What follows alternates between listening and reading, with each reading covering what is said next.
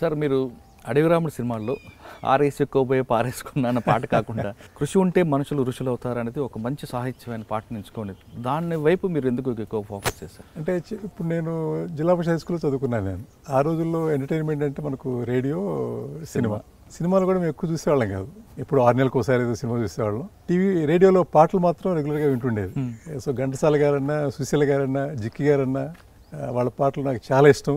చాలా పాటలు నోటికి వచ్చేస్తాయి. నాకు పాడను కానీ నా గొంతు బాగోదు. So I can't sing. Bathroom singing బయట ఇప్పుడు పాడలే, ధైర్యం చేయలేదు ఇప్పుడు కూడా.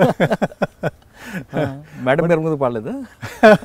మేడం గారి కోసం పాడైపోయింది. ఏ పాట సార్ అది మేడం గారి కోసం?